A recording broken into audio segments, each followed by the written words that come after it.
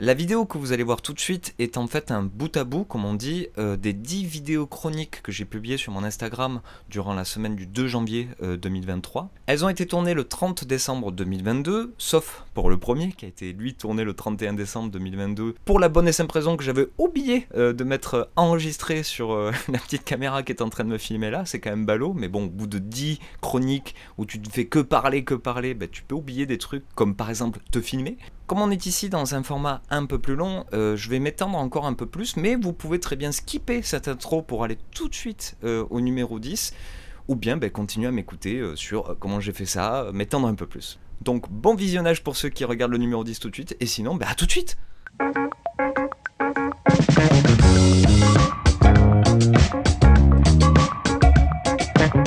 Si vous me suivez depuis le départ ou si vous venez de découvrir ma chaîne, il faut savoir que ça fait depuis 2015 en fait que je fais des top films, top 10 films quand je peux de l'année qui vient de s'écouler. Et une petite manie que j'ai chaque année à chaque fois que je fais mon top 10, c'est de changer complètement de format, je sais pas pourquoi, un peu en réaction avec l'année précédente souvent.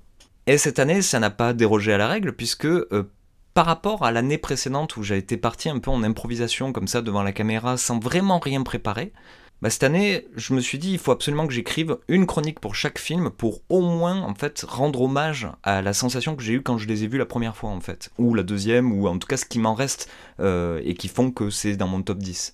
Donc dès début décembre, j'ai commencé à écrire ces chroniques, qui sont donc des chroniques qui font 2-3 minutes pour chacun des films que j'avais choisis. Et ça a changé aussi pendant le mois de décembre, il faut le savoir. Et il était important pour moi dans cette année 2022 où il y a eu beaucoup de propositions de cinéma, beaucoup de choses qui mériteraient d'être dans des tops. Et d'ailleurs, beaucoup de gens ont fait de tops cette année pour mettre en lumière les films qui les ont vraiment marqués. Et bien moi, un peu de la même façon, j'ai pas forcément pris ceux qui sont inévitablement dans un top 10, mais vraiment les trucs que j'aimerais faire découvrir et qui, moi, m'ont marqué parfois sans avoir d'arguments particuliers. D'où cet exercice assez compliqué d'écrire une chronique comme si c'était dans un magazine, une chronique pour vraiment avoir la meilleure façon de l'exprimer, en fait. Moi, ce que j'aime bien dans le top 10 que vous allez voir, c'est que ce sont du coup pas des films qui sont parfaits et que tout le monde est d'accord sur la chose, mais qui, par contre, pour ceux qui aiment ces films, j'espère avoir apporté peut-être des lignes d'argument, des choses qui permettent de briller en société ou sur Twitter,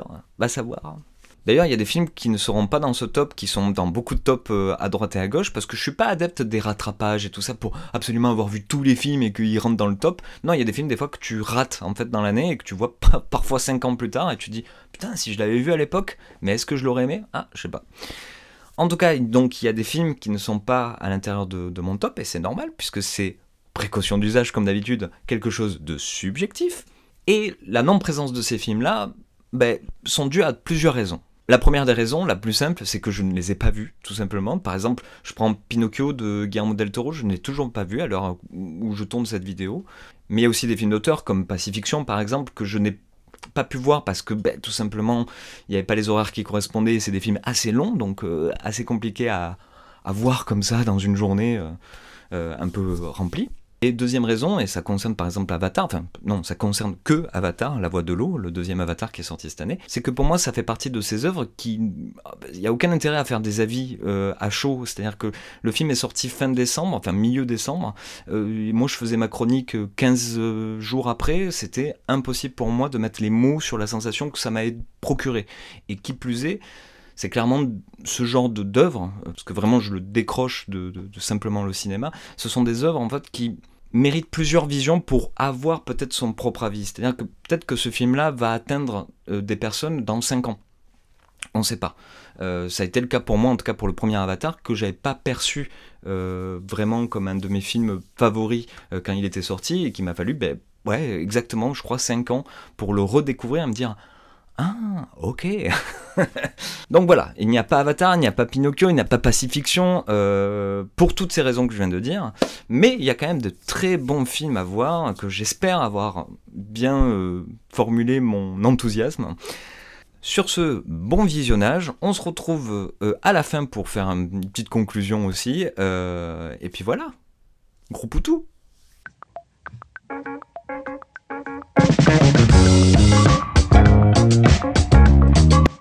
le fond de ce classement, je voulais mettre en lumière un film français qui est certainement passé inaperçu pour beaucoup.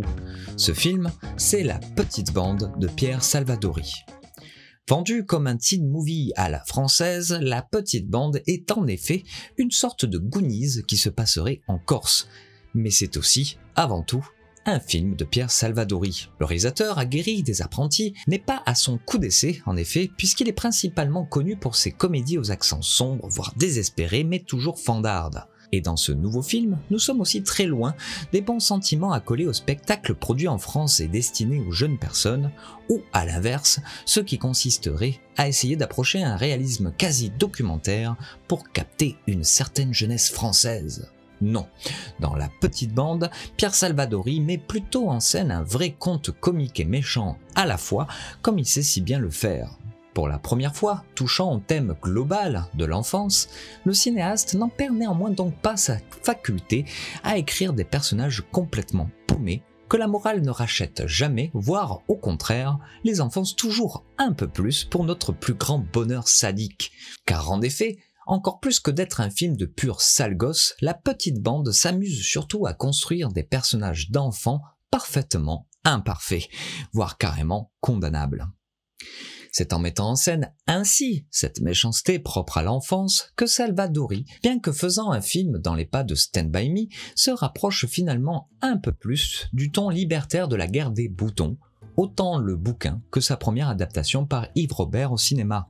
Nous rappelant ainsi cet héritage du cinéma français qu'est de faire une peinture de l'enfance sortant toujours des sentiers battus.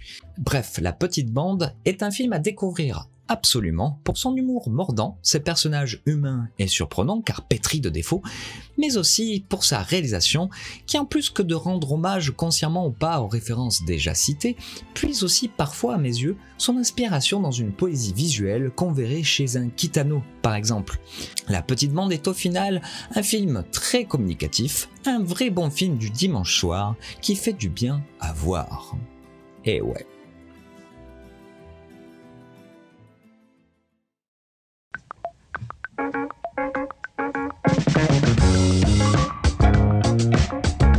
Tout d'abord, je tiens à préciser que je faisais partie de ceux dont le cinéma de Jordan Peele ne mettait pas en extase, voire irrité sur certains aspects. Bien que notant déjà dans ses deux premiers films, l'ironie parfois pertinente, parfois juste débile, ou ses quelques bonnes idées de plans par-ci par-là, voire carrément de scènes entières ou d'atmosphère, rien ne me laissait présager ce gap aussi maboule qu'est son dernier film Nope.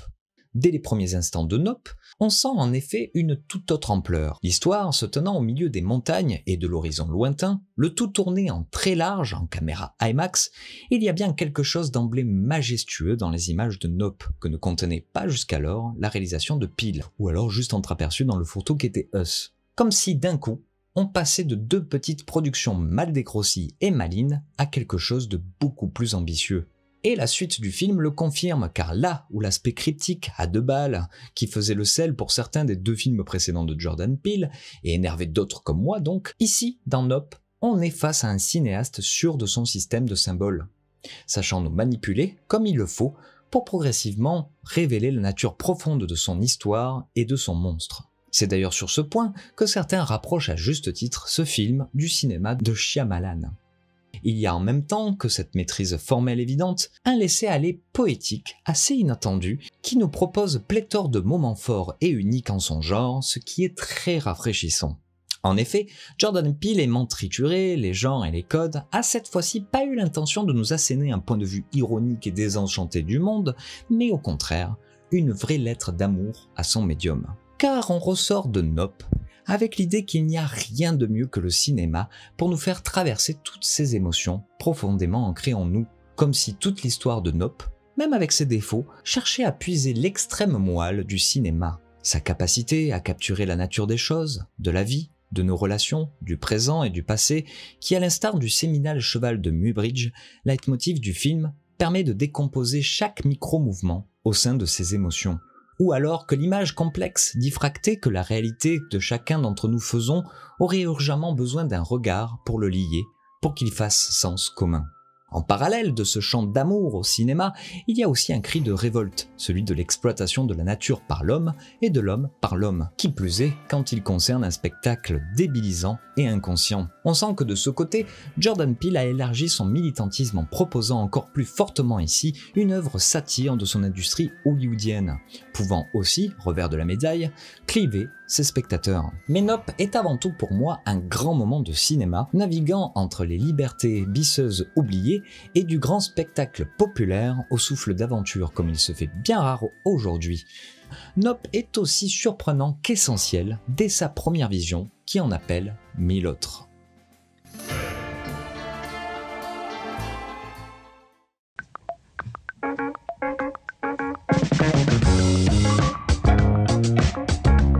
Freaks Out est le deuxième film de Gabriele Menetti qui fit sa petite sensation avec son premier film hommage aux comics et irrévérencieux, on l'appelait Jig Robot. Comme celui-ci, Freaks Out s'intègre aussi dans une relecture des codes du film de super-héros, le réalisateur italien s'attachant cette fois-ci à s'amuser avec ses figures constitutives. Les freaks, bêtes de foire, personnes dites anormales que l'on trimballe dans un cirque. Ainsi, en regardant Freaks Out, l'amateur de comics aura à coup sûr l'impression d'assister à une sorte de hors-série ou spin-off des cousins des X-Men, une sorte d'origin story européenne se déroulant en pleine Seconde Guerre mondiale, soit un peu la période qui fut le berceau des comics modernes. Mais en disant tout cela, ce serait un peu réduire ce film, qui, en prenant ces figures de monstres de foire, crée en fait un pont entre les cultures et les époques. Ces figures caractéristiques d'un cinéma européen révolu, on peut penser à Fellini avec la Strada par exemple, s'inscrivent de ce fait non pas dans une trame archétypale héroïque habituellement utilisée avec les super-héros, mais plutôt dans le récit picaresque bien de chez nous. À la manière de ce type de récit, Freaks Out nous propose alors un voyage d'un point A à un point B avec plein d'étapes au milieu, de personnages plus ou moins bizarres rencontrés sur le chemin ou encore d'itinéraires troubles et dangereux. Et tout cela au milieu de grands moments de l'histoire avec un grand H que nos héros traversent avec candeur et poésie. On pense alors plutôt à Sergio Leone qu'aux frères Russo en regardant Freaks Out, un film d'un cinéaste italien aussi, malaxeur de genre aussi, et employant parfois des accents grossiers, offrant quelques blagues graveleuses et comportements outranciers bien jouissifs, tant c'est rare aujourd'hui dans ce type de spectacle soi-disant destiné à la famille. Car l'ambition de Menetti ne s'arrête pas juste à une idée de récit. Freaks Out propose avant tout un spectacle de haute tenue. Dès la scène d'introduction purement cinématographique, sans dialogue, tout en mouvement de caméra léché et en effets spéciaux magiques et musique orchestrale, le ton féerique et spectaculaire est donné, et j'ai pour ma part adhéré de suite au projet. Il y a en fait un enthousiasme communicatif qui se dégage tout du long de la réalisation de ce film. Un sentiment de vrai film populaire comme on n'en fait plus, où les défauts, parfois, ne peuvent qu'être le terreau de l'imagination de chacun, où le plaisir des acteurs à jouer des freaks enchante à chaque apparition, où l'aspect foutraque de certaines situations créeront autant de rire que de fascination. Au final, Freaks Out est bien plus qu'une réponse au film de super-héros, c'est un film qui a du cœur, et que je ne saurais que recommander à quiconque kiffant au moins tous ces univers, mais aussi aux autres.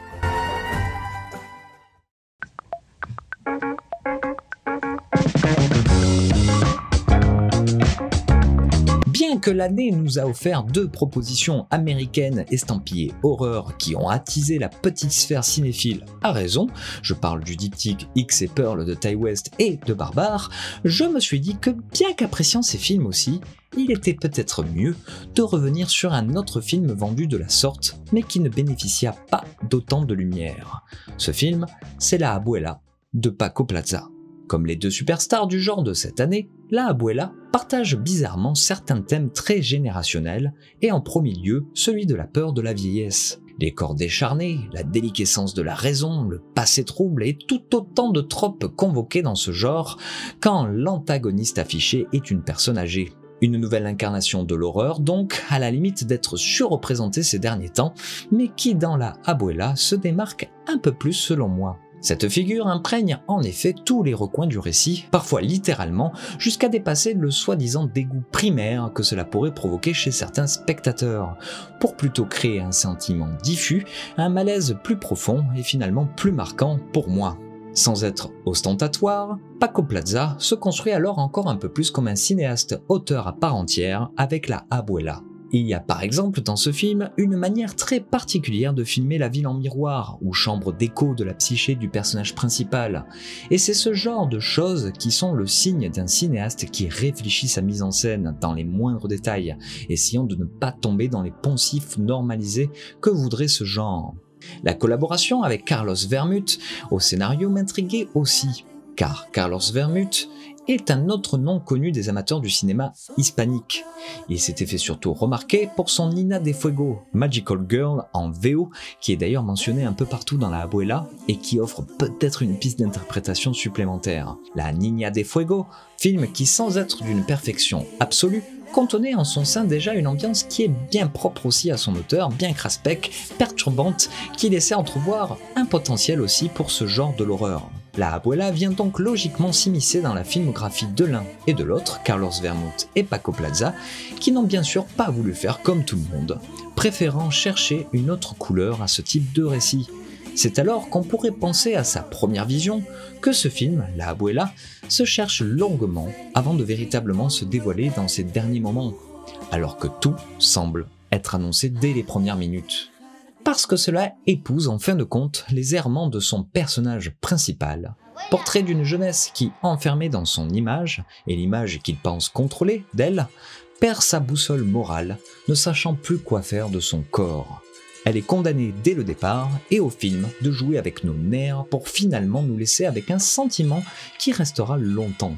Pour peu que l'on s'embarque dans la mise en scène géniale de Paco Plaza, La Abuela peut être définitivement considérée comme l'une des références solides du cinéma de terreur, frisson, horreur de cette année.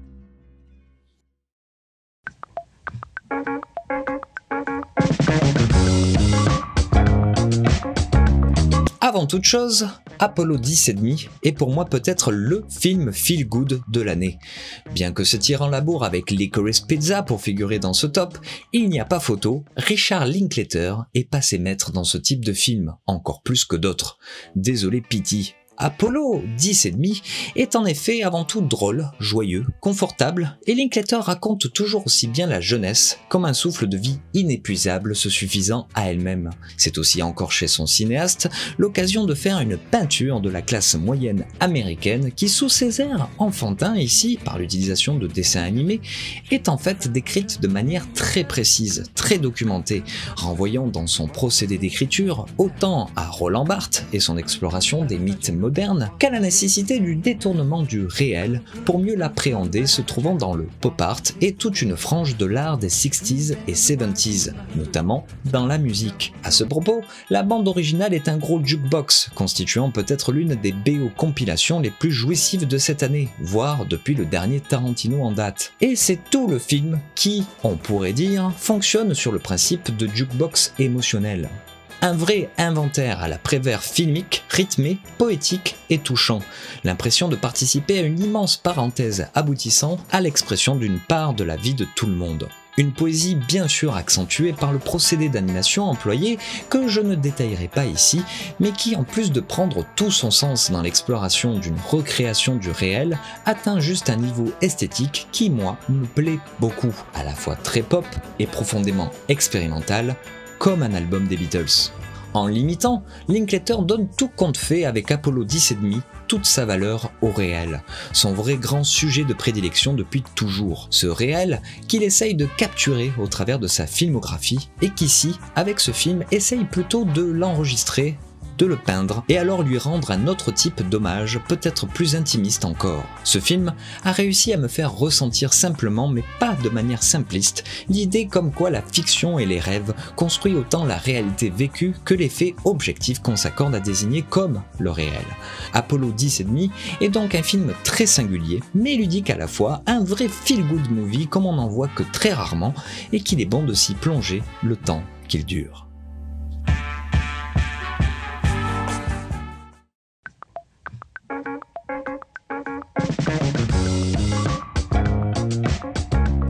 Pour ce nouveau numéro dans ce top, j'ai estimé qu'il était important de parler d'un film qui méritait un peu plus de lumière, tant son sujet et son approche sont peut-être pas très attirants comme ça à première vue. Et ce film, c'est Bruno Redal, Confession d'un meurtrier, le premier film de Vincent Lepore. La force de ce film, c'est qu'il joue des contrastes par rapport aux attentes que l'on pourrait avoir avec ce genre de récit.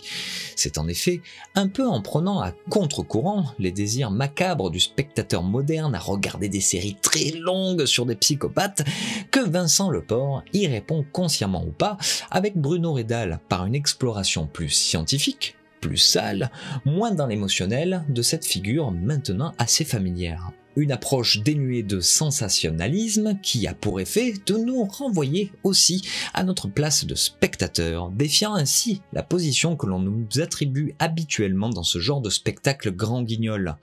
Une position nous forçant l'air de rien au puritanisme par des principes moraux rabâchés du niveau de « les meurtriers c'est des fous ».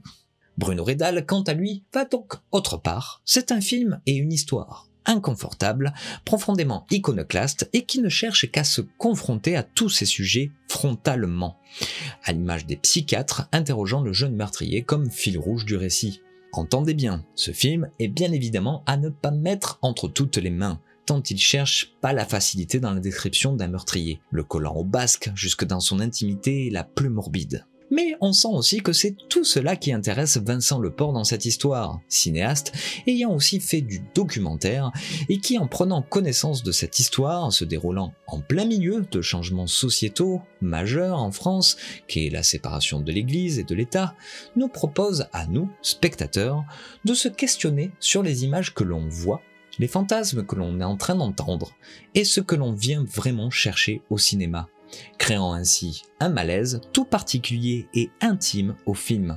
Un premier film donc remarquable, maîtrisé de bout en bout dans les questionnements qu'il cherche à faire ressortir, avec des comédiens dingues dont en première ligne, bien sûr Dimitri Doré, saisissant dans le rôle titre et employant dans sa mise en scène une forme en apparence classique bien que d'une exigence de tous les plans qui nous plonge dans cet univers du début 20e de manière organique. Bruno Redal est donc un grand moment de cinéma, pas facile à digérer, mais intensément marquant.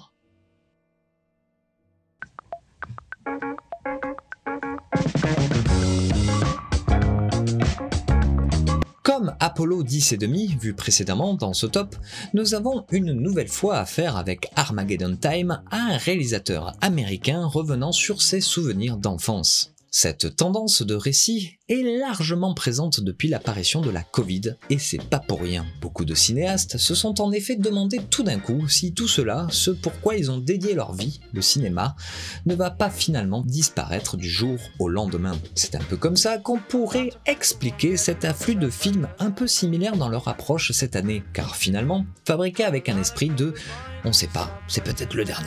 C'est ainsi que James Gray, avec Armageddon Time, a choisi de se raconter de manière un peu plus frontale qu'à l'accoutumée.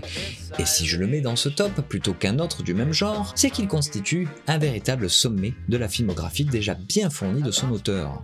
L'action se situe au début des années 80, quand le cinéaste aime à dire en interview que son héros, Mohamed Ali, a essuyé une défaite humiliante pour la fin de sa carrière, où John Lennon, un autre de ses héros, quelques mois après fut assassiné, et qu'enfin Ronald Reagan fut élu comme président des États-Unis. Dans cette phrase, on a en quelque sorte la note d'intention de départ d'Armageddon Time. Car dans sa façon de faire perpétuer un certain cinéma classique, autant qu'un état d'esprit torturé plus proche du nouvel Hollywood, James Gray continue en fait à faire une lecture marxiste du monde de son enfance et nous invite dans Armageddon Time à essayer de comprendre comment on en est arrivé là. Par ailleurs, il est toujours question des relations familiales, et la famille, c'est toujours compliqué. C'est pour cela qu'il est vite fait de rapprocher son cinéma et ce film de l'œuvre de Francis Ford Coppola entre les aspérités portées à gauche et l'envie de faire des home movies spectaculaires. Or, James Gray ne s'en est d'abord jamais caché. Et force est de constater qu'il est l'un des rares, et si ce n'est le seul aujourd'hui, à faire perpétuer cette forme de cinéma américain que l'on aime tant, ou du moins que j'aime personnellement. Mais au final, bien que suivant attentivement la carrière de James Gray, ce qui m'a surtout plu dans Armageddon Time, c'est qu'en choisissant de se raconter simplement, sans forcément passer par des effets fictionnels grossiers, le cinéaste fait enfin un film populaire. Armageddon Time est en effet un idéal de cinéma qui peut parler à tout type de personnes sur différents aspects, sans moquerie ni facilité guimauve, tout en arrivant à émouvoir universellement aussi à certains moments. Dans sa forme, le film est de fait l'expression d'un cinéaste devenu mature, sûr de son cinéma, apaisé globalement, y proposant à l'intérieur une mise en scène subtile de la mémoire. L'éclairage, en clair-obscur récurrent chez l'auteur, est par exemple ici employé tout en délicatesse pour faire ressentir ce sentiment complexe que la mémoire laisse des choses dans l'ombre, et parfois manque de détails. Voilà. Armageddon Time est un film superbe en tout point, fruit d'une réflexion mature mais qui ne laisse jamais son spectateur de côté. Au contraire, c'est un grand film qui parlera à tous.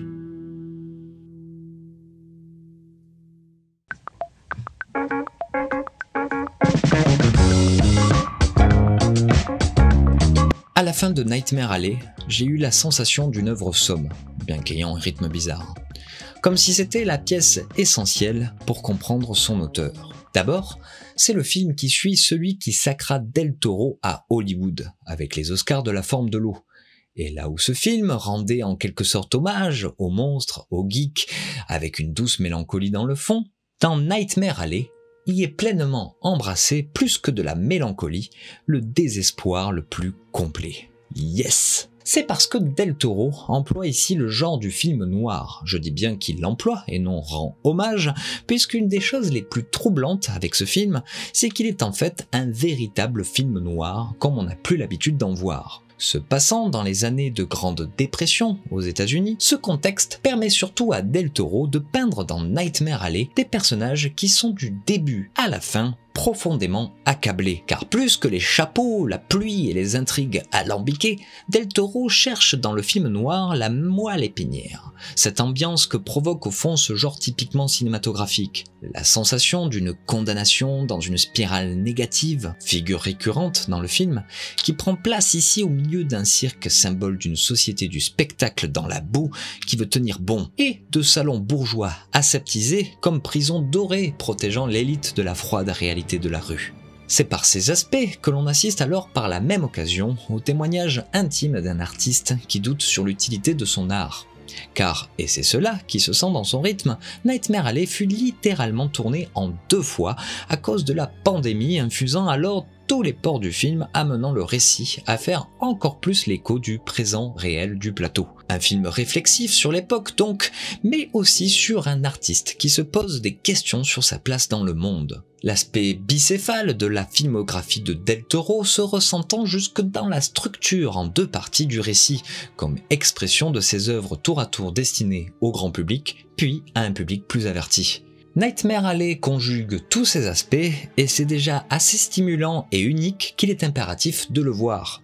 Tout ça étant dit, ce qui fait pour moi que Nightmare Alley est définitivement un film précieux, rare ou du moins immanquable de cette année, c'est avant tout par rapport aux soins apportés de toutes parts pour exprimer ces choses-là. Faut s'en rendre compte. Mais ce qui est fort avec un auteur aussi marqué que Guillermo del Toro, c'est qu'à l'heure où sort ce film, il a assez de films derrière lui, dont de très grands, pour que tout ça nous soit offert non pas de manière lourde, mais par la simple mais non moins exceptionnelle façon de l'imprégner dans une couleur, une lumière, de la pluie, de la neige, une toile au vent, un regard, un angle de caméra. Nightmare Alley est à ce point sensitif qu'il nous laisse une fois conclu, lessivé, après avoir été pris dans un tourbillon d'émotions esthétiques en premier lieu. C'est ainsi que le voyage fut troublant, plongé dans les abîmes de l'âme humaine, mais pourtant in fine exaltant, car étant l'expression de pur cinéma par l'un de ses rares alchimistes.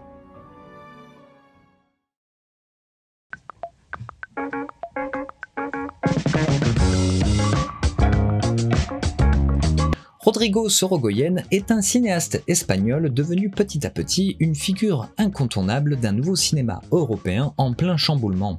Puisant autant dans la force esthétique et technique d'un cinéma américain dont on a tous été abreuvés petits, autant que dans la sempiternelle approche que l'on nommerait plus autoriste et intimiste que l'on accole de coutume au cinéma européen, la filmographie de Sorogoyen n'a de cesse de se frotter aux archétypes du genre, qu'il soit du polar / thriller, comme du film politique. Avec donc ce 4e long métrage cette année, le réalisateur et sa fidèle équipe arrivent à un sommet d'hybridation qui pourrait constituer le visage idéal de ce nouveau cinéma européen fort et qui aurait quelque chose à dire au plus grand nombre, sans perdre une certaine exception. Coécrit comme toujours avec Isabelle Peña, véritable deuxième tête de tous ces projets, Asbestas est un bijou d'écriture en premier lieu, explorant encore et toujours des personnages pas faciles, complexes, éminemment ambigus, mais attisant surtout une puissante curiosité chez nous pour mieux créer une tension de tous les instants.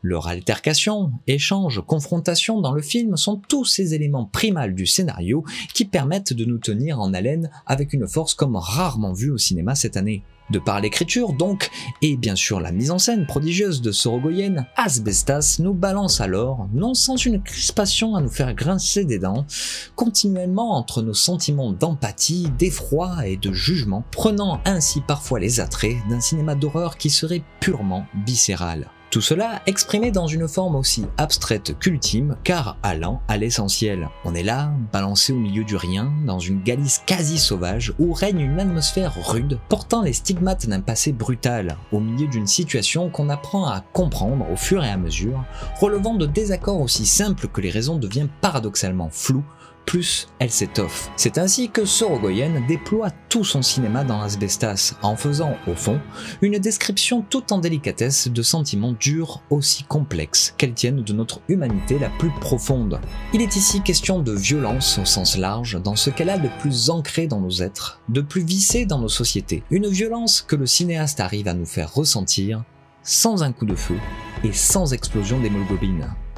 Sorogoyen et son équipe apportent une chose essentielle à mes yeux, à savoir de montrer parfois les recoins les plus sombres de nos existences et paradoxalement de nous faire sortir de la salle avec une sensation pleine d'avoir rencontré l'universel par la catharsis. Ainsi, la fin d'Asbestas, comme du reste de la filmographie de Sorogoyen, bien qu'apparaissant pour certains très noir, voire pessimiste sur la nature humaine, n'est qu'une apparence, puisque la lumière étant en fait mise plus sur un vrai amour de l'humain dans tous ses défauts, constituant alors un authentique motif d'espoir pour la suite.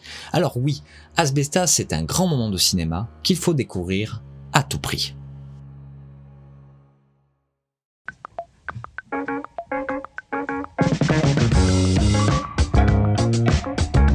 Le nouveau film de George Miller, après le sommet que fut Fury Road dans la décennie précédente, appartient à l'autre facette, moins connue peut-être, de la filmographie de son auteur. Celle considérée comme plus intimiste, en apparence moins spectaculaire, moins pyrotechnique, mais convoquant néanmoins toujours ces mêmes obsessions. En 1997, la mythique production Kennedy-Miller, qui mériterait un sujet à part entière, réalisait pour la télé un documentaire faisant le pont entre les histoires aborigènes des temps anciens et les nouvelles formes qu'elles prenaient aujourd'hui en Australie. Ce documentaire, appelé 40,000 Years of Dreaming, soit en français 40 000 années de rêve, titre qui résonne aujourd'hui au début de ce 3000 ans à t'attendre, quand il est alors dit par le personnage principal que tout cela n'est par ailleurs pas un rêve, mais l'extrême réalité. C'est ainsi qu'en plus de son titre empruntant une même forme, George Miller vient nous signifier sans équivoque le lien avec ce documentaire. Comme un génie géant prenant tout l'espace vide d'une chambre d'hôtel anonyme, il nous invite à suivre la continuité d'une réflexion sur la narration, entamé presque 30 ans plus tôt. Par ailleurs, ce film pourrait être rangé à la croisée de deux autres films qui sont chers à mon cœur, The Fall et Monster Call. Comme pour ces deux films, ce sont d'ailleurs les mêmes critiques que l'on a pu entendre à la sortie. Quand l'invitation est refusée au départ par celui qui le visionne, il est taxé ces spectacles de simplistes ou, au mieux, de candides, tout cela pour montrer qu'on est des adultes plus raffinés que ça. Parce que comme dans les deux films précités, dans 3000 Years of Longing, il est employé, pour mieux proposer une pure réflexion sur son art, ce procédé de quelqu'un qui te raconte une histoire à l'intérieur d'une histoire, etc. Et ça peut paraître en apparence didactique, rabâché, lourdeau, pour ne pas dire comme une facilité de récit, là où cela représente bien souvent plutôt un défi scénaristique. Un défi que ce film, à mon sens, dynamite complètement de l'intérieur, pour mieux en faire surgir les éclats poétiques et transcendantaux que cette forme peut convoquer chez nous, les humains, et depuis la nuit des temps. À l'instar des Daniels cette année avec leur hyper cool méga chouette Everything Everywhere All at Once, qu'on pourrait rapprocher de 3000 ans à t'attendre, Miller du haut de ses presque 80 années, met lui aussi en scène une imagerie faussement foutraque et aventureuse, avec des ruptures esthétiques assez folles, de conventions narratives déstabilisantes et autres circonvolutions philosophiques empruntées à diverses cultures. Sauf qu'au fond, ce qui fait la différence entre les deux, en y regardant de plus près, c'est que là où Everything Everywhere All at Once se révèle au final d'une nature plutôt consensuelle, 3000 ans à t'attendre se montre bien plus punk sur les bords. En effet, George Miller fait preuve de maturité pour nous raconter la nécessité de la fiction sur nos vies. Point d'ironie à la mode pour faire passer la pilule, mais du ludique. Du ludique pour nous faire accéder à une réflexion dense, mis au même niveau d'émotions très intimes et complexes, pouvant en un seul plan nous faire ressentir le vertige d'une idée venant parfois des tréfonds des âges, la faisant résonner lourdement contre les murs froids du présent. Faisant tourner à fond la machine à allégorie pour nous amener à un discours essentiel sur notre condition actuelle, alliant toutes les techniques que permet ce médium pour agir sur nos sens, replaçant ainsi l'idée même du cinéma comme avant tout une expérience convoquant à la même échelle l'esprit et le corps. On n'a pas fini de se délecter de ce cadeau que nous a offert George Miller avec ce film, un grand spectacle pouvant naviguer d'un extrême à l'autre, de l'épique à l'intime le plus total, ou encore de la grossièreté à la poésie. Oui oui, 3000 ans à t'attendre est aussi et avant tout l'un des plus grands films sur l'amour, ou le besoin d'être amoureux de l'autre, qui parfois cache cette incessante recherche d'amour de soi. C'est un film qui traverse nos multiplicités, nos singularités les plus bizarres, pour peindre ce portrait enthousiaste qu'a toujours eu ce cinéaste envers l'humanité. 3000 ans à t'attendre est en tout cas un objet absolument fascinant, biscornu par moments, mais en même temps définitif sur le sujet. Ce film peut être vu comme une sorte de brouillon d'œuvre somme, tout aussi intéressante que la grande œuvre, mais plus touchant peut-être, car plus spontané et humble. Voilà, c'était mon numéro 1. Et donc voilà, vous venez de voir les 10 films que j'ai choisis pour cette année 2022, puisque c'est ce que j'ai raconté en introduction. Si vous ne l'avez pas vu, vous pouvez revenir en arrière. C'est incroyable la technologie pour pouvoir voir mes précautions d'usage et explications de ce qu'est ce top 10. En tout cas, n'hésitez pas à liker, à commenter, à mettre votre top 10 peut-être dans les commentaires pour qu'il y ait d'autres personnes qui commentent votre top 10 et d'autres personnes qui commentent le commentaire du top 10. Et c'est ça la beauté d'Internet, incroyable. Vous pouvez me retrouver sur cette chaîne, bien évidemment, mais aussi sur Instagram, où a été la première fois publié ces vidéos-là, et que peut-être je vais essayer d'être un peu plus actif dans les mois à venir. Mais aussi sur Twitch, avec mon comparse Adrien pour les Deepol, mais aussi sur mon propre Twitch à moi, ma chaîne, mais bon, je ne sais pas trop si je reviendrai comme ça tout seul, mais peut-être, qui sait. En tout cas, vous pouvez vous abonner, nous suivre, en tout cas, et vous tenir au courant. En tout cas, tous les liens pour me suivre sont dans la description ou dans les informations de cette chaîne YouTube. Sur ce, je vous souhaite une très bonne année 2023 et puis à très bientôt. Ciao ciao.